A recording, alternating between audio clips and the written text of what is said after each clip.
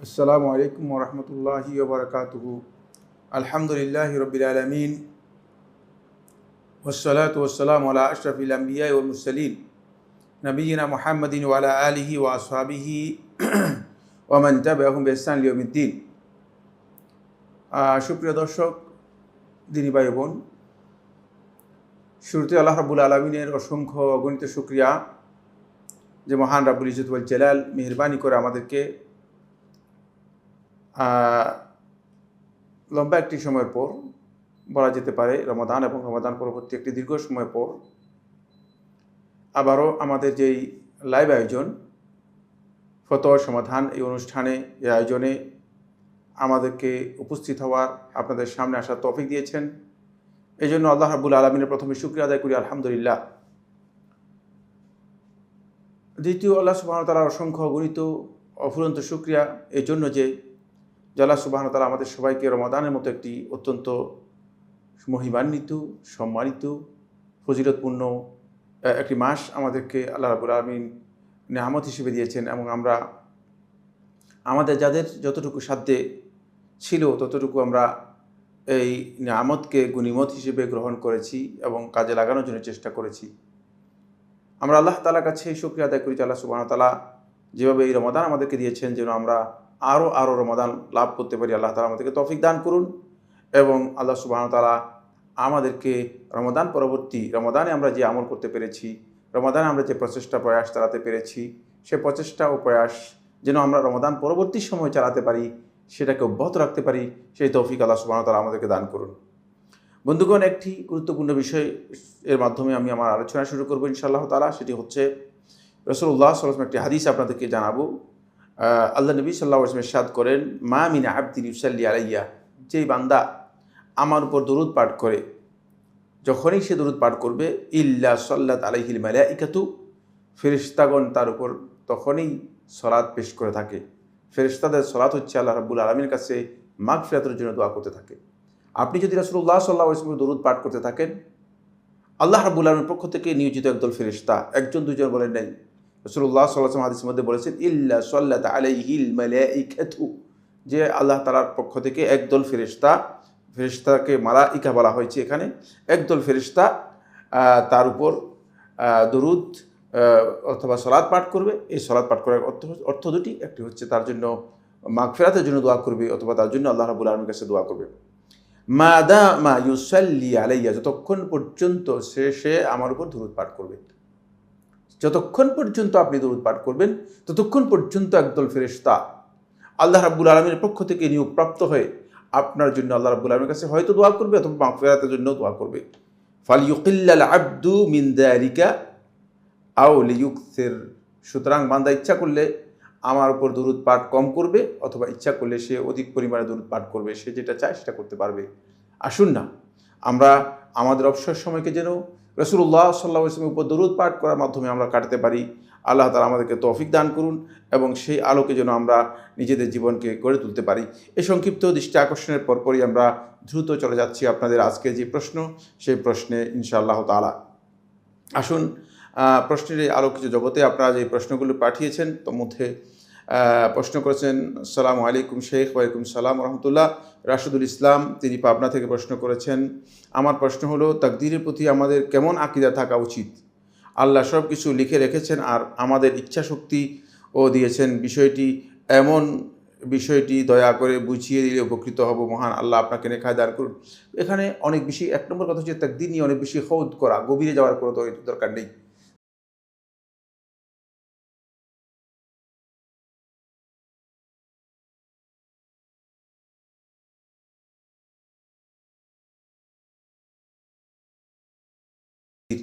আর বান্দাকে আল্লাহ সুবহানাহু ওয়া তাআলা নির্দেশ দিয়েছেন কাজ করার জন্য। সুতরাং বান্দা এখানে এই তাফতিশ, এই অনুসন্ধান চালাবে না যে আল্লাহ তাআলা কী লিখেছেন, কারণ এটা বান্দার কাজের মধ্যে পড়ে না। আল্লাহ রাব্বুল আলামিন কী জানেন, আল্লাহ রাব্বুল আলামিনের ইলমকে অনুসন্ধান করা বান্দার কাজ নয়। অনুরূপভাবে আল্লাহ তাআলা তার জন্য, তার বান্দার জন্য, বা বান্দার পক্ষে অথবা বিপক্ষে, বান্দার বিরুদ্ধে অথবা বান্দার সপক্ষে আল্লাহ রাব্বুল আলামিন কী লিখেছেন, এই বিষয়টি বান্দার কাজ নয় যে বান্দা এটাকে খুঁজে বের করবে। বান্দার কাজ হচ্ছে ইমালু, তোমরা আমল করো, ইমালু, তোমরা আমল করো। ফাকুল্লুন মুয়াসসারুন লিমা খুলিকা লাহু, প্রত্যেককে তাকে যে কাজের জন্য সৃষ্টি করা হয়েছে সে কাজ প্রত্যেককে আল্লাহ তাআলা সহজ করে দেবেন। সুতরাং বান্দার কাজ হচ্ছে বান্দা আমল করবে। ও আন লাইসা লিল ইনসানি ইল্লা মা সাআ ও আন লাইসা লিল ইনসানি ইল্লা মা সাআ, বান্দার ততটুকুই বান্দার জন্য পাওয়া হবে, ততটুকুই বান্দার জন্য প্রাপ্তি হবে, অর্জন হবে, মা সাআ, বান্দা যেটা চেষ্টা করবে। সুতরাং আমাদের প্রচেষ্টা, আমাদের ইখতিয়ার অবশ্যই রয়েছে, অন্যথায় আল্লাহ সুবহানাহু ওয়া তাআলা আমাদেরকে আল্লাহর বিধানের জন্য আল্লাহ রাব্বুল আলামিন আমাদেরকে কোনোভাবেই তাকলিফ দিতেন না, দায়িত্ব দিতেন না, এবং আমাদের উপর কোনো বিধান বর্তাতো না, প্রযোজ্য হতো না। এমডি জিল্লুর রহমান আপনি প্রশ্ন করেছেন, আসসালামু আলাইকুম শেখ। ওয়ালাইকুম সালাম। জাকাতুল ফিতর ও জাকাতের বন্টন নীতিমালা কি একই নাকি ভিন্ন ভিন্ন? জাকাতের বন্টন হচ্ছে সূরা আত-তাওবার 60 নম্বর আয়াতের মধ্যে আল্লাহ তাআলা যাদেরকে কথা বলেছেন তাদের, আর জাকাতের বন্টনে আল্লাহ তাআলা বলেছেন, আল্লাহ রাব্বুল আলামিন কোরআনের মধ্যে স্পষ্ট করেছেন, তুহরাতান লিস-সাইমি মিনাল লাগবি ওয়ার রাফাত, মিনাল লাগবি ওয়াল লাহবি ওয়ার রাফাত ওয়া তু'মাতাল লিল মাসাকিন। এটি শুধু মিসকিনদের জন্য খাস, যারা মিসকিন রয়েছে তারাই শুধুমাত্র জাকাতুল ফিতর পাবে। সুতরাং জাকাতুল ফিতর আর জাকাতের খাতের মধ্যে পার্থক্য রয়েছে, যেহেতু সুস্পষ্টভাবে রাসূলুল্লাহ সাল্লাল্লাহু আলাইহি ওয়াসাল্লাম এই পার্থক্য করেছেন। জাকাতুল ফিতর আর জাকাতের বন্টন এক নয়। জাকাতের বন্টন আল্লাহ সুবহানাহু ওয়া তাআলা কোরআন কারীমের মধ্যে সূরা আত-তাওবার 60 নম্বর আয়াতের মধ্যে, আর জাকাতুল ফিতরের বন্টনে আব্বাস রাদিয়াল্লাহু বর্ণিত হাদিসের মধ্যে স্পষ্ট করে বলেছেন, সেটাও সহিহ হাদিস। সুতরাং দুটি আলাদা বিষয়।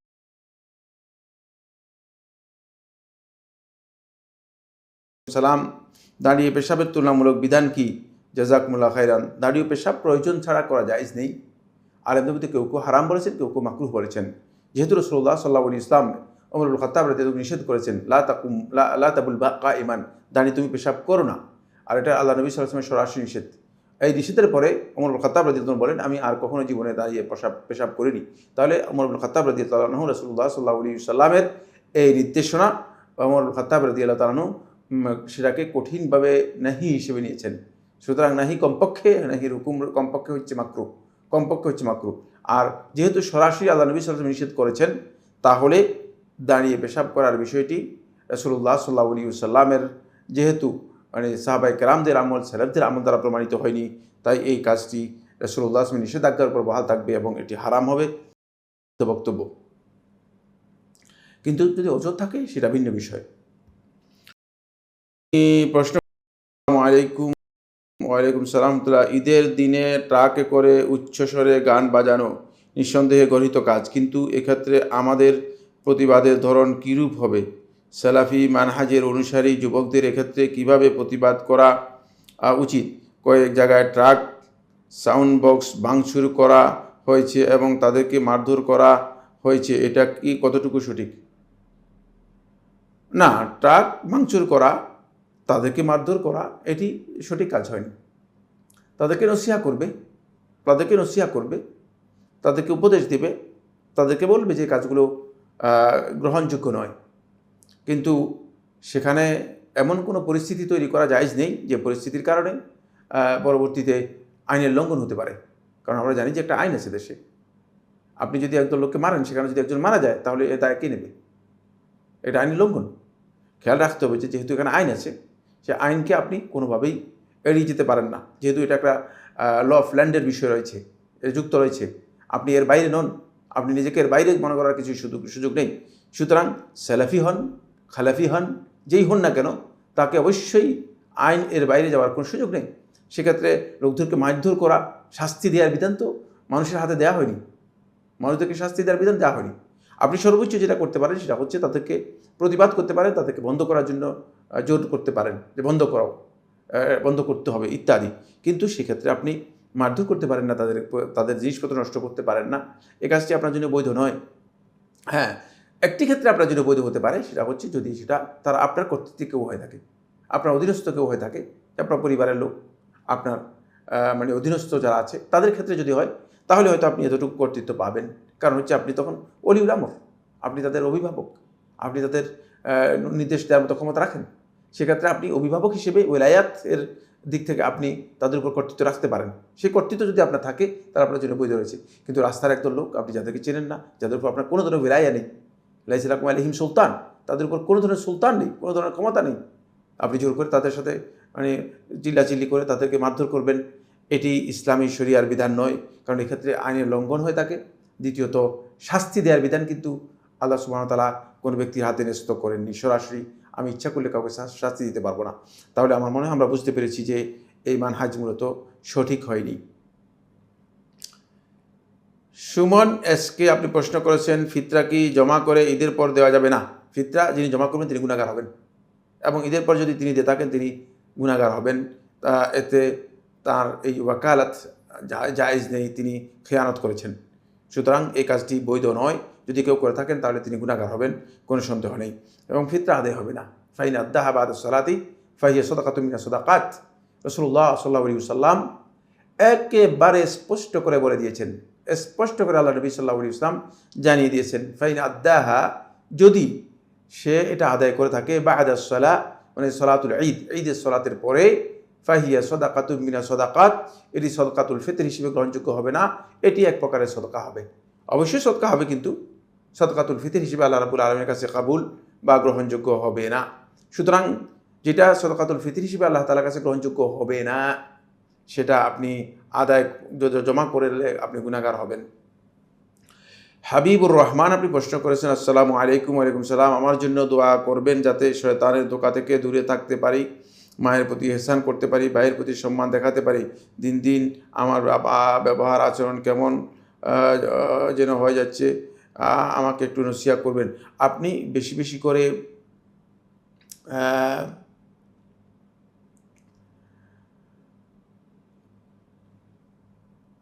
আপনার প্রথম কাজ হচ্ছে, 1 নম্বর কাজ হচ্ছে, যখন আপনি উপলব্ধি করবেন যে আপনার আচরণগত দিক থেকে কোনো সমস্যা তৈরি হচ্ছে, আপনি যথাসম্ভব তাদের সাথে কোনো ধরনের বার্গেনিং, বিতর্ক, ঝগড়া, বিবাদ এটাকে পরিহার করবেন।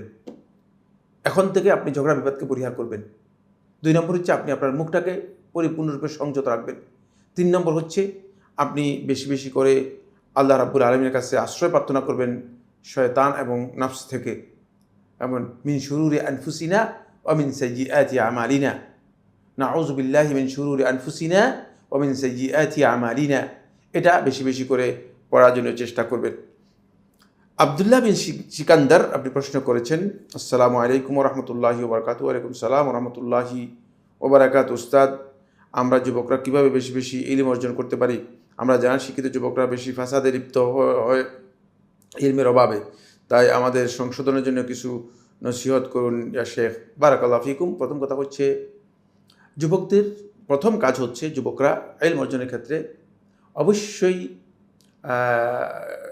একজন বা একাধিক নির্ভরযোগ্য আলেমের সাথে সম্পৃক্ত হয়ে ইলম অর্জন করার জন্য চেষ্টা করবে।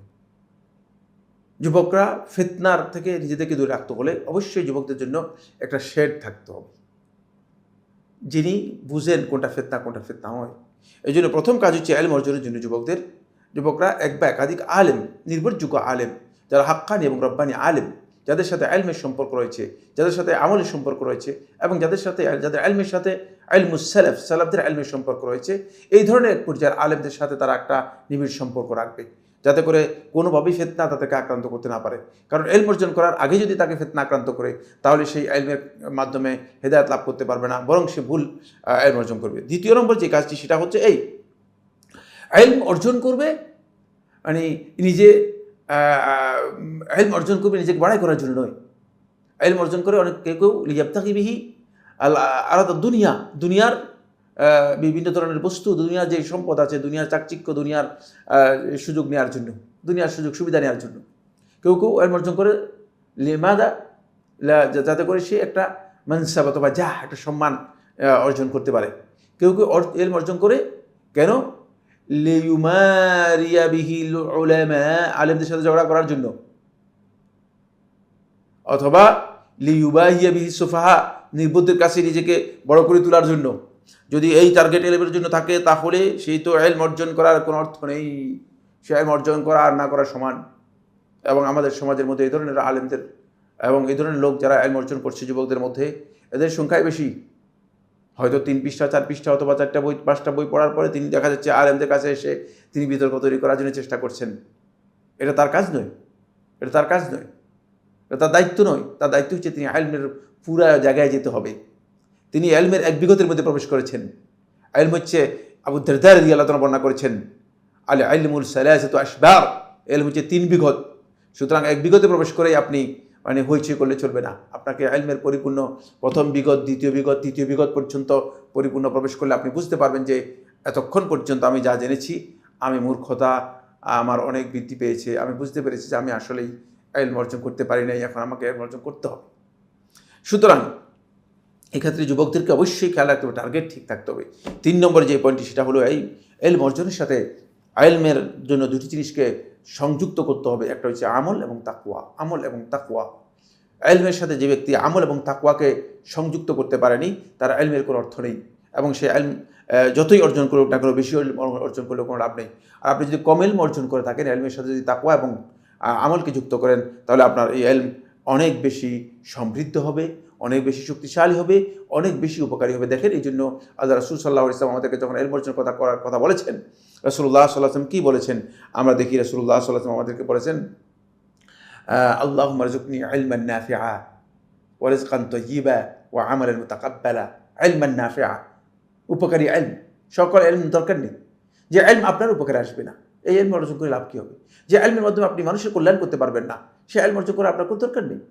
এই জন্য রাসূলুল্লাহ সাল্লাল্লাহু আলাইহি ওয়াসাল্লাম অন্য হাদিসের মধ্যে যখন দোয়া করতেন, রাসূলুল্লাহ সাল্লাল্লাহু আলাইহি ওয়াসাল্লাম এভাবে দোয়া করতেন, আল্লাহুম্মা আল্লিমনি মা ইয়ানফাউনি। হে আল্লাহ, আমাকে এমন জ্ঞান দিন যে জ্ঞান আমাকে উপকার করবে। ওয়া আনফা'নি বিমা আল্লামতানি, আর যেটা আমাকে শিক্ষা দিয়েছেন, যে জ্ঞান আমাকে দিয়েছেন, সেই জ্ঞানের মাধ্যমে আমাকে উপকৃত করুন। ওয়াজিদনি ইলমা, এবং আমার ইলমকে আল্লাহ তাআলা বৃদ্ধি করে দিন। আমার ইলমকে আপনি বৃদ্ধি করে দিন। সুতরাং ইলম অর্জন করতে হলে খেয়াল রাখতে হবে যে ওই ইলম অর্জন করতে হবে যে ইলম আমার জন্য কল্যাণ রয়েছে, সেই ইলম আমাকে অর্জন করার জন্য চেষ্টা করতে হবে, এবং চেষ্টা করতে হবে পাশাপাশি আল্লাহ তাআলার কাছে তৌফিকও চাইতে হবে। আল্লাহ তাআলার কাছে যদি তৌফিক কামনা করেন, দেখবেন যে ইনশাআল্লাহ তাআলা আপনি যথাযথ ইলম অর্জন করতে পারছেন। ধন্যবাদ। এমডি মাহফুজ, আপনি প্রশ্ন করেছেন, আসসালামু আলাইকুম ওয়া রাহমাতুল্লাহি ওয়া বারাকাতুহু। ওয়ালাইকুম সালাম ওয়া রাহমাতুল্লাহি ওয়া বারাকাতুহু। শেখ, নাইট ডিউটি হলে মাঝে মধ্যে ফজরের সালাত পড়তে পারি না, একটু সময়ের জন্য ঘুমিয়ে যাই, শুইলেই যে সময় ঘুমিয়ে যাই ওই সময় ফজরের সালাত ওয়াক্ত হয়ে যায়, কিন্তু হানাফিরা তো অনেক দেরিতে পড়ে ফজরের সালাত। এমন অবস্থায় মাঝে মধ্যে ফজরের সালাত একাকী ওয়াক্ত হলে আদায় করতে পারবো? অবশ্যই পারবেন না কেন? যখনই ওয়াক্ত হয়ে যাবে তখনই আপনি ফজরের সালাত আদায় করে নেবেন। যেহেতু আপনার ডিউটি রয়েছে, আপনি আপনার ওযর রয়েছে, আপনি ডিউটির কারণে আপনি হয়তো অনেকক্ষণ আপনি জাগ্রত থাকতে পারবেন না। আপনার যদি এই ওযর থাকে, আপনি একাকী সালাত আদায় করতে পারবেন, কিন্তু সর্বোচ্চ চেষ্টা করুন আপনার যেই সালাতের যে মর্যাদা, আপনার যেই জামাতের যে মর্যাদা, জামাতের যে ফজিলত, জামাতের যে বিশাল গুরুত্ব, সেটা থেকে আপনি যেন কোনোভাবেই মাহরুম না হন, সে বিষয়টি আপনাকে অবশ্যই সতর্কতার সাথে খেয়াল রাখতে হবে। এজন্য অনুরোধ করব, যেটা হচ্ছে চেষ্টা করুন যাতে করে আপনি কিছুক্ষণ অপেক্ষা করেও জামাতে অংশগ্রহণ করতে পারেন। কিন্তু যদি আপনার যে ওযর রয়েছে, সেই ওযরে যদি আপনি পরবর্তীতে হয়তো একেবারে ঘুমিয়ে যেতে পারেন, সালাত তরক হয়ে যেতে পারে, সেক্ষেত্রে ওয়াক্ত হয়ে গেলে আপনি সালাত আদায় করে নিতে পারবেন। প্রেসিং ইসলাম, আপনি প্রশ্ন করেছেন, আমাদের সমাজে কতিপয় চাকরিজীবী মিলে একটি জনকল্যাণ সংস্থা গড়ে তুলেছে, যারা প্রতি মাসে 200 টাকা করে চাঁদা দেয়। সেই টাকা ব্যাংকে জমা রাখা হয় এবং সেখান থেকে যে সুদ আসে, সেই সুদের টাকা দিয়ে তারা মানব সেবা করে। যখন তাদেরকে বলা হলো মক্কার মুশরিকরা হারাম টাকা দিয়ে কাবার ঘর নির্মাণ করেনি, তারা একটা অংশ ছেড়ে দিছে, 200 টাকা করে চাঁদা দেয়, সেই টাকা ব্যাংকে জমা রাখা হয় এবং সেখান থেকে যে সুদ আসে, সেই সুদের টাকা দিয়ে তারা মানুষ না করে তাদেরকে বলা হলো মক্কার মুশরিকরা হারাম টাকা দিয়ে কাপড় নির্মাণ করেনি, তার একটা অংশ ছেড়ে দিছে। সেখানে আমরা মুসলিম হয়ে কিভাবে হারামটাকে আল্লাহর জন্য সাব্যস্ত করতে পারি? এর প্রতি উত্তরে জানানো হলো ডিলিং নসিহা জানাবেন। যদি তাদের পদ্ধতি, যে পরিস্থিতি তারা টাকা রাখে, সে পরিস্থিতি যদি সুদ না হয়ে থাকে, সেটা যদি মুনাফা অথবা প্রফিট হয়ে থাকে, তাহলে এটা জায়েজ, না জায়েজ নয়। আর ইসলামিক ব্যাংকিংয়ে সুদ নেই, এটাই বিশুদ্ধ বক্তব্য।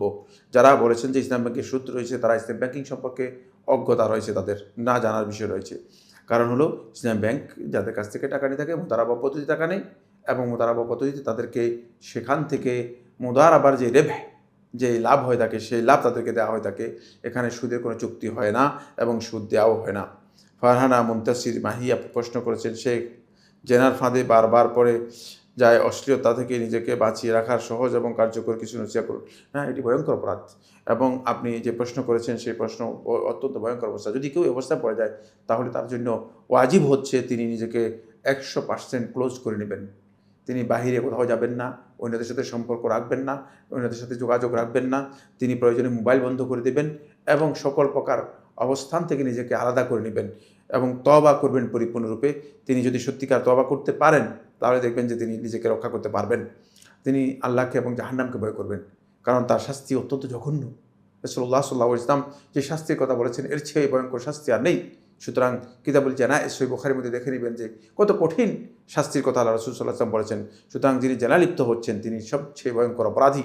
এই জন্য নিজের অপরাধটাকে গুরুত্ব দিয়ে তিনি সত্যিকার তওবা করবেন। সত্যিকার তওবা হচ্ছে সকল প্রকার এক সম্পর্ক আছে যেগুলো সবগুলো থেকে নিজেকে আলাদা করে দিবেন, কারোর সাথে তার কোনো সম্পর্ক রাখতে পারবেন না, এবং সেখান থেকে বিচ্ছিন্ন হলে অবশ্যই তিনি এই ধরনের অপরাধ থেকে নিজেকে রক্ষা করতে পারবেন। এস আর মুহাম্মদ আপনি প্রশ্ন করেছেন, আসসালামু আলাইকুম শেখ।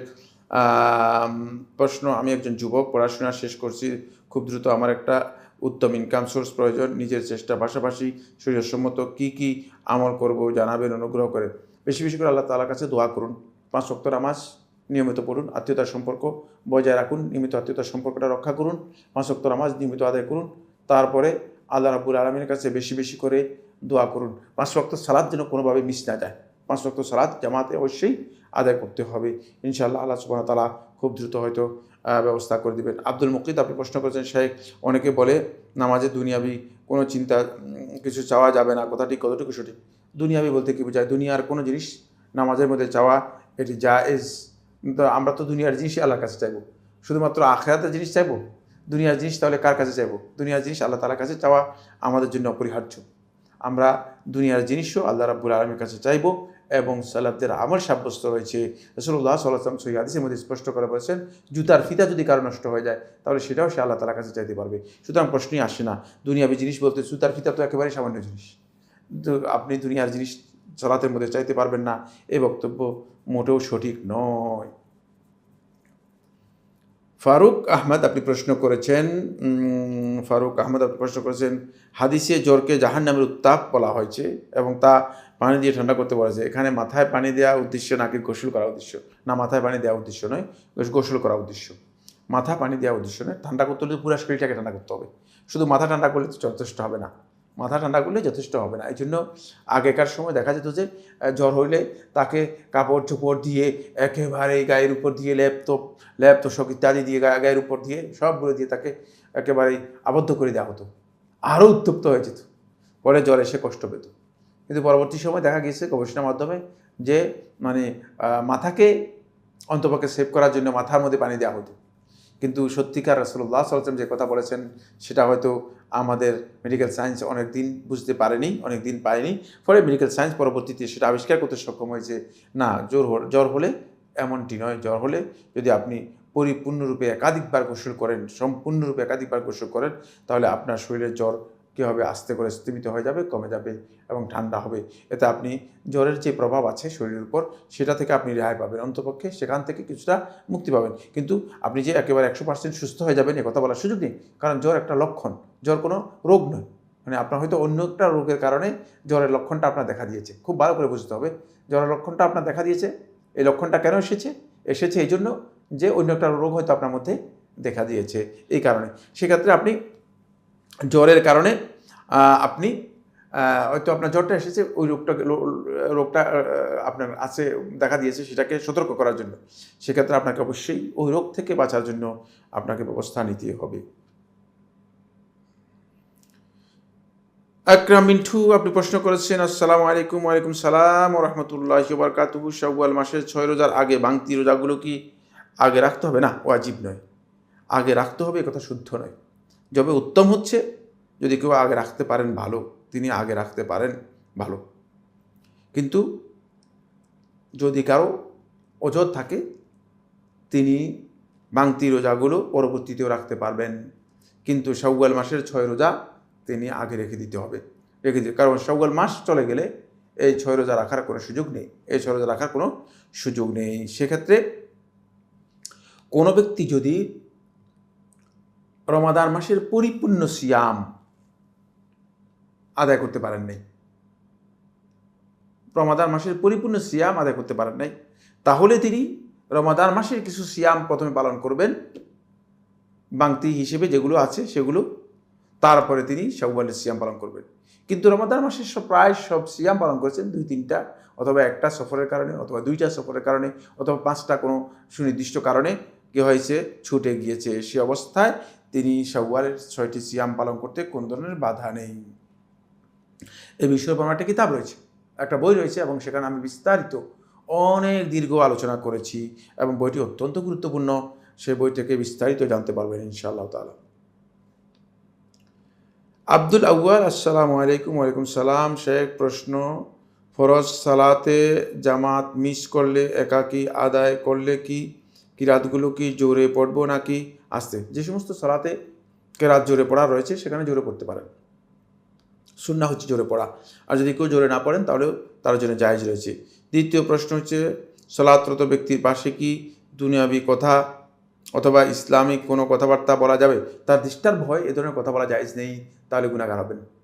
কিন্তু যদি তার কোনো ডিস্টার্ব না হয়, তার পাশে বসে কোনো ব্যক্তি যদি তার প্রয়োজনীয় কথাবার্তা কাউকে বলেন, সেখানে যিনি সালাত আদায় করতেছেন তার কোনো ডিস্টার্ব না হয় থাকে, তাহলে এটা জায়েজ রয়েছে। কিন্তু মসজিদে একদল লোক সালাত আদায় করতেছে, নফল সালাত হতে পারে, আর আপনি মসজিদে বসে বসে গল্প করতেছেন, অথবা মসজিদে বসে বসে আপনি হইচই করতেছেন, অথবা অপ্রয়োজনীয় কথা বলতেছেন, তাহলে আপনি অবশ্যই গুনাহগার হবেন। যেহেতু আল্লাহ নবী সাল্লাল্লাহু আলাইহি ওয়াসাল্লাম এই ধরনের তাশবিশকে নিষেধ করে দিয়েছেন, মসজিদের মধ্যে এই ধরনের ডিস্টার্ব করাকে রাসূলুল্লাহ সাল্লাল্লাহু আলাইহি ওয়াসাল্লাম নিষেধ করেছেন। সুতরাং এই ডিস্টার্ব যদি কেউ করে থাকেন তাহলে তিনি অবশ্যই গুনাহগার হবেন। মালিন হোসেন, আপনি প্রশ্ন করেছেন,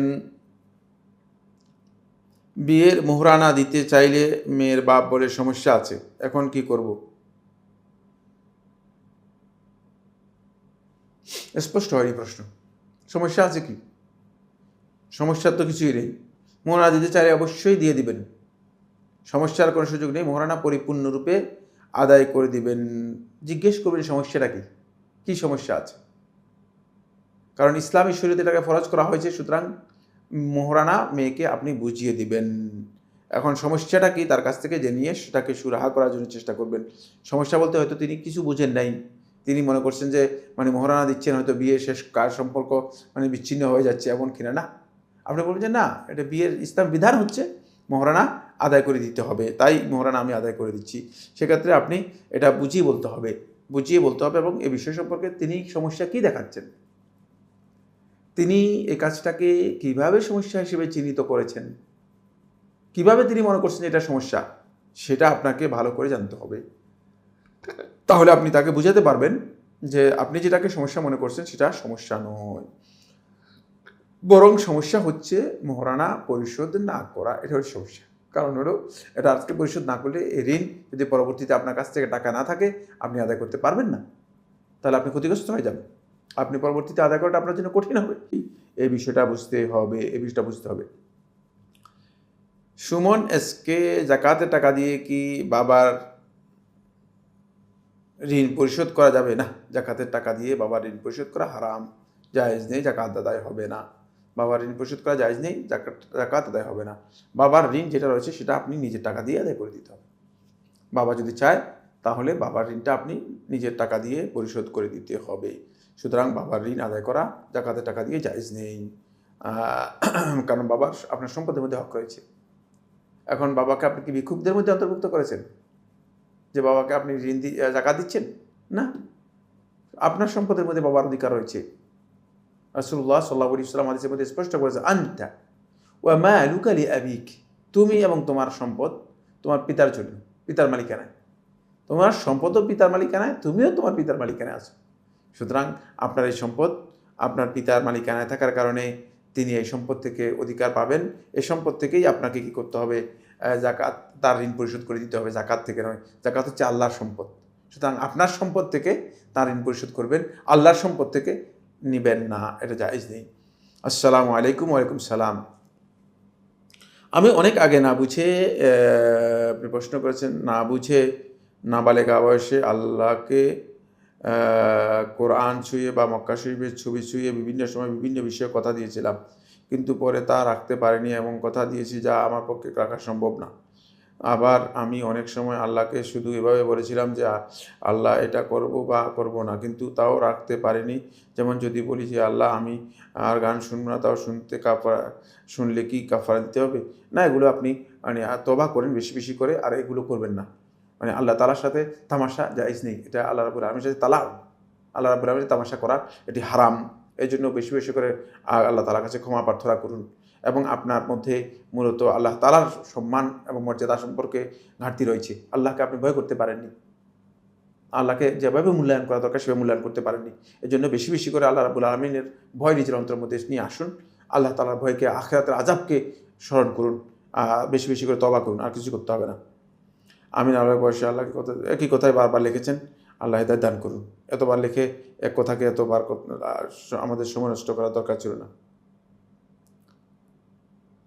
আপনার প্রত্যেকটি প্রশ্নেই একই ধরনের একই কথা বারবার লিখেছেন, আপনি 8 বার লিখেছেন এই কথাটাই। বিভিন্ন বিষয় হলে সেক্ষেত্রে একটা কাফারা আদায়, এগুলো কোনো প্রয়োজন নেই, আপনি কোনো কাফারাও দিতে হবে না। আর 2 নম্বর হচ্ছে আপনার এই কাজগুলো জন্য আল্লাহ তাআলার কাছে বেশি বেশি করে ক্ষমা প্রার্থনা করুন। মুশাররফ হোসাইন, আসসালামু আলাইকুম। ওয়ালাইকুম সালাম। শেখ, আরবি ভাষা শিক্ষার জন্য কোন কোন পড়া উচিত ধারাবাহিকভাবে আরবি ভাষা শিক্ষার জন্য আপনি মদিনা আরাবিক যে বুক আছে, ডক্টর আব্দুর রহিম রাহিমাহুল্লাহ তাআলা তার যেই মদিনা আরাবিক বুক আছে সেটা আপনি পড়তে পারেন। সেটা ধারাবাহিকভাবে প্রথমে পড়ুন, তারপরে আল আরাবিয়াতু বাইনা ইয়াদাইক এটা ধারাবাহিকভাবে পড়ুন। এবং যে কোনো একজন টিচারের কাছে যদি পড়তে পারে এটা সবচেয়ে উত্তম। নিজে নিজে পড়লে হয়তো আর বেশিভাবে ভালো করে আয়ত্ত করতে পারবেন না, তবে নিজে নিজে পড়লেও অনেক ক্ষেত্রে আয়ত্ত করতে পারবেন। এটা বেশি বেশি করলে ধারাবাহিকভাবে শেষ করতে পারলে আপনি ইনশাল্লাহ আশা করি আপনি আরবি শিখতে পারবেন ইনশাল্লাহ। আসসালামু আলাইকুম শেখ, আমার স্ত্রী অনেক বাচ্চাদের দুধ খাইয়েছে, যাদের দুধ খাইয়েছে শুধুমাত্র সে বাচ্চায় কি দুধ ভাই বোন হবে, নাকি সে মায়ের সকল সন্তান দুধ ভাই বোন? না, শুধুমাত্র ওই বাচ্চাটাই দুধ ভাই বোন হবে, আর বাকিটা দুধ ভাই বোন হবে না। জি শেখ, আসসালামু আলাইকুম রহমতুল্লাহ। আমার সন্তান মায়ের পেটে 8 মাসে মারা গিয়েছে, জানাজা না দিয়ে দাফন করা হয়েছে। আমাদের মৃত্যু পরবর্তী জীবনে তার সাথে কোনো দেখা হবে কি? দোয়া করেন যেন আল্লাহ সুবহানাহু ওয়া তাআলা মৃত্যু পরবর্তী জীবনে তার সাথে আপনাদেরকে দেখা করে জানাজা দেওয়া উচিত ছিল, জানাজা দেন নাই, গলত করেছেন। জানাজা দিয়ে দাফন করা দরকার ছিল, জানাজা দিয়ে দাফন দেওয়া দরকার ছিল, সে কাজটি ভুল করেছেন। আপনি দোয়া করেন আল্লাহ সুবহানাহু ওয়া তাআলা তাকে যেন আপনাদের সুপারিশের জন্য কবুল করেন। এমডি সজল মিয়া, আপনি প্রশ্ন করেছেন, আসসালামু আলাইকুম ওয়া রাহমাতুল্লাহি ওয়া বারাকাতুহু। আমাদের দেশে মাগরিবের ফরজ নামাজের পর 2 রাকাত, সুন্নাহর পর 2 রাকাত নফল নামাজ আদায় করা হয়। এটা এটা এটা কি হাদিস দ্বারা প্রমাণিত? নফল নামাজ হাদিস দ্বারা প্রমাণিত হওয়ার কোনো প্রয়োজন নেই। নফল নামাজ তো সুন্নত নয়, নফল হচ্ছে অতিরিক্ত নামাজ। নফল নামাজ মাগরিবের পরে 2 রাকাত করে, আরও বেশিও পড়তে পারেন, 2 রাকাতও পড়তে পারেন। যদি কেউ 2 রাকাত পড়েন তিনি পড়তে পারেন। নফল নামাজ এর জন্য শর্ত নয় যে নফল নামাজ যে কী হতে হবে, হাদিস দ্বারা প্রমাণিত হতে হবে। ফামান তাতাওয়া খায়রান ফাহুয়া খায়রুল লাহু, যে অতিরিক্ত নফল করলো ফাহুয়া খায়রুল লাহু, সেটা তার জন্য কল্যাণকর, সেটা তার জন্য অতি উত্তম। সুতরাং নফলটা যদি ইল্লা আন তাতাওয়া, রাসূলুল্লাহ সাল্লাল্লাহু আলাইহি ওয়াসাল্লাম বলেছেন, তুমি যদি অতিরিক্ত পড়ো সেটা নফল করো, নফল তুমি করতে পারবে। সুতরাং নফলের জন্য কমন স্পেস আল্লাহ নবী সাল্লাল্লাহু আলাইহি ওয়াসাল্লাম হাদিসের মধ্যে দিয়ে দিয়েছেন দুটি। একটি কোরআনে আয়াতও রয়েছে, একটি নয়, কোরআনে আয়াত তো অনেকগুলো রয়েছে। একটি আয়াত আমি বলেছি, আর হাদিসেরও অনেকগুলো হাদিস রয়েছে, তার মধ্যে একটি হাদিস আমি বলেছি যেখানে নফলের জন্য রাসূলুল্লাহ সাল্লাল্লাহু আলাইহি ওয়াসাল্লাম কমন স্পেস দিয়ে দিয়েছেন। সুতরাং নফল নামাজের জন্য এতটুকুই যথেষ্ট। আকরাম মিন্টু, আপনি প্রশ্ন করেছেন, আসসালামু আলাইকুম, নিজের নাতিকে কি দাদাভাই নানাভাই ডাকা যাবে? জায়েজ, কোনো অসুবিধা নেই। দাদাভাই নানাভাই ডাকতে কোনো ধরনের বাধা নেই। ইসলামী শরীয়তের মধ্যে এই বিষয়গুলো খুবই ফ্লেক্সিবল। এগুলো নিয়ে যারা মানে অতিরিক্ত কথা বলে থাকেন তারা আসলে এই মানে এগুলো সম্পর্কে জানেন না। খেতাব একটি জিনিস, আর একটা হচ্ছে নিসবত আর একটি জিনিস। নিসবত আর খেতাবের মধ্যে পার্থক্য রয়েছে। ফিকহুল ইসলামীতে নিসবত জায়েজ, নিসবতের ব্যাপারে আলেমদের বক্তব্য রয়েছে। সেটা হচ্ছে নিজের সন্তানকে অন্যের দিকে নিসবত করা, এটা হারাম। অথবা নিজের বাপকে বাদ দিয়ে অন্যকে বাপ হিসেবে স্বীকৃতি দেওয়া, সেটা হারাম। কিন্তু খেতাব ভিন্ন জিনিস। খেতাব আপনি একজন বড় মুরব্বীকে দেখলে বলতে পারেন বাবা কেমন আছেন, কোনো অসুবিধা নেই। আরেকজন মুরব্বীকে দেখলেন দাদা আপনি কেমন আছেন। আর ছোটো একজনকে বলতে পারেন দাদা ভাই কেমন আছেন। এগুলো ইসলামী শরীয়তে নিষিদ্ধ নয়, এগুলো জায়েজ। সুতরাং এখানে বুঝতে হবে একটা হচ্ছে খেতাব আর একটা হচ্ছে নিসবত, দুইটার মধ্যে বিশাল পার্থক্য রয়েছে ফিকহুল ইসলামীতে। যারা এই পার্থক্যগুলো বুঝতে পারেন না আসলে, তারা এগুলো নিয়ে অনেক অপ্রয়োজনীয় কথাবার্তা বলে থাকেন। এটা হলো ফিকহের গলদ জ্ঞানের কারণেই বলে থাকেন। এই জন্য ফাকিহকে অবশ্যই বুঝতে হবে যে তিনি আসলে ফিকহের মৌলিক বিষয়গুলো বুঝতে পেরেছেন কিনা, কাওয়ায়েদ এবং উসুলগুলো তিনি বুঝতে পেরেছেন কিনা। যদি কাওয়ায়েদ এবং উসুল তিনি না বোঝেন, তাহলে তিনি যদি মাসালা দিয়ে থাকেন তাহলে মাসালা ভুল মাসালা দিবেন। এবং এইখানে আমাদের সমাজে অনেককে আমরা দেখতে পাই তারা মাসালা দিয়ে থাকেন, বাট তারা যে মশালাগুলো দিচ্ছেন এগুলো নিজেদের আন্দাজের উপর দিচ্ছেন। এক জায়গায় এক ধরনের কথা বলতেছেন, এক জায়গায় এক ধরনের কথা বলতেছেন, এখানে এক ধরনের কথা বলতেছেন, ওখানে আরেক ধরনের কথা বলতেছেন। কথার মধ্যে কোনো মিল নেই, কোনো ধরনের, কারণ যেহেতু কোনো উসুল, কোনো কাওয়ায়েদ, কোনো দাওয়াবিত, কোনো ম্যাক্সিম, কোনো ধরনের রুলস সেখানে অনুসরণ করা হচ্ছে না। সেই কারণে এই কথাগুলোর মধ্যে এলোমেলো কথাবার্তা আমরা অনেক দেখতে পাই।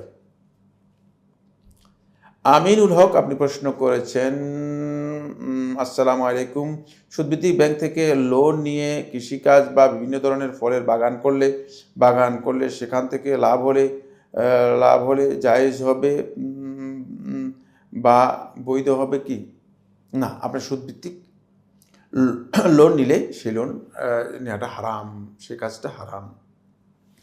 আর সেখানে বাগান যদি করে থাকেন, বাগান থেকে যদি ফল হয়ে থাকে সেই ফল খাওয়া যায়। কিন্তু আপনি তো বাগানের ফল খাচ্ছেন, সুদ খাচ্ছেন না, সুদ নিয়েছেন, সেটা হারাম আপনার অবশ্যই। সুদি কারবারটা আপনার জন্য হারাম, কোনো সন্দেহ নেই। সেক্ষেত্রে আপনি সুদি কারবার করার কারণে আপনি অবশ্যই গুনাহগার হবেন, কোনো সন্দেহ নেই। কিন্তু খেয়াল রাখতে হবে যেটা, সেটা হলো আপনি একটা বাগান করেছেন, এই বাগানের যে অর্থটা আপনি দিয়েছেন, সে অর্থটা আপনি যে প্রক্রিয়া আপনার কাছে আসছে, সেটা প্রক্রিয়াটা সুদের মাধ্যমে এসেছে, হারাম প্রক্রিয়া এসেছে। সেই কারণে সুদটাকে হারাম হয়েছে, ওই কাজটা হারাম হয়েছে।